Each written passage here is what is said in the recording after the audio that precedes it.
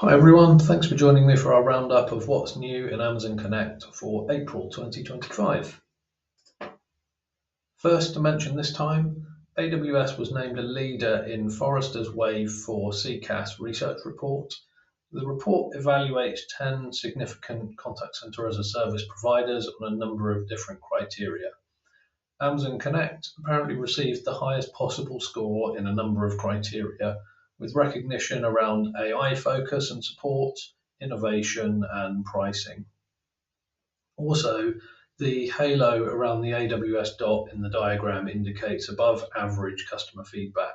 It's apparently the only provider in the group with that recognition. Not necessarily sure how much focus should be put on these analyst reports alone, but it's some great indication of how the product has continued to develop and improve since its launch.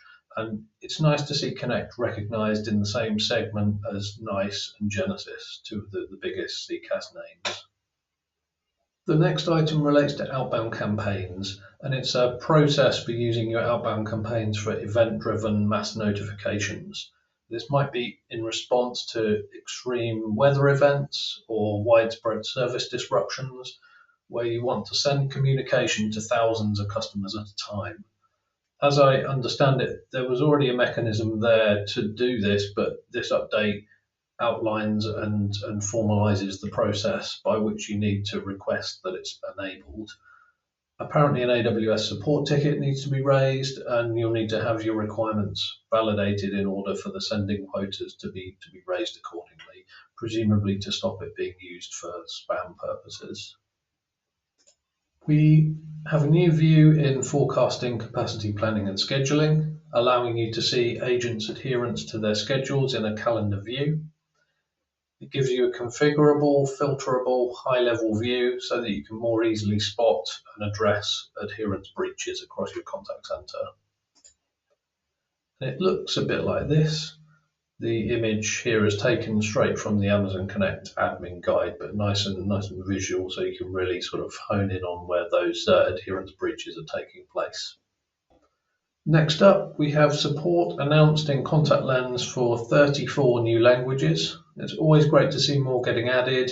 We've certainly had quite a few conversations with prospects where language support hasn't quite been there for one or more they've been interested in. What I will say, just be sure to check the details of which Contact Lens features are supported. So you might find that some of the new ones might have support for the post-call analytics, but maybe not quite yet there for the real-time analytics or for sentiment analysis or redaction. So check that out. When you're configuring your IVR menus, you can now choose the number of seconds wait between button presses. It used to be set as a default at 5 seconds. Now you can make it anything between 1 and 20 seconds. And this is available in a store customer input block. You can have separate values for the timeout before first entry and then the timeout between the following entries. Quite useful for putting together your IVRs. In Contact Lens, we have an update to give further granularity to Contact Lens behavior. So you can now choose to disable sentiment analysis alone while keeping the other Contact Lens analysis features on. So maybe if you're not interested in doing anything with the sentiment score at the moment, you can just take that out. You don't have that present in the analytics. We now have SLA, Service Level Agreement functionality within Amazon Connect cases. SLA rules can be set up against cases to calculate and display SLA targets on them. Users can view SLA statuses in their case lists. There's now also a Contact Lens rule trigger for case SLA breach, which allows you to automate an action if an SLA is missed. Next up, an improvement to access control around reporting. This could be quite a useful one. It's something that I've been asked for on a number of occasions, so whether we can restrict access to the reporting for a particular team or department. Up until now, it's just been that anyone that has access to reporting can see pretty much everything. It can also be used alongside existing tagging-based access control for things like queues and routing profiles that you may already have in place. And then onto the final slide. This isn't directly Amazon Connect, but I know we've been using Bedrock quite a lot lately. I thought these might be useful to include too. We've got prompt optimization in Bedrock. This will rewrite your prompt in order to get the best possible inference results for your use case.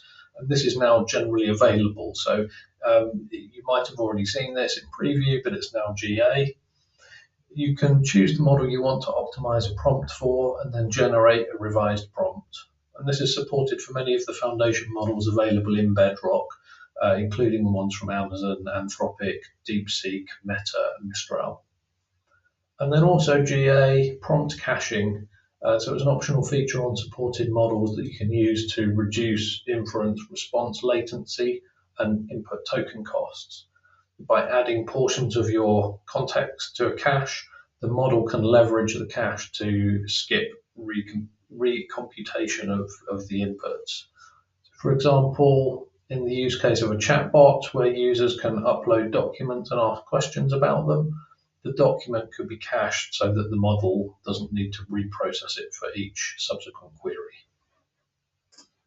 Well, that's it for this month. Thanks very much for tuning in. We'll be back with you for the What's New for May. Thanks very much.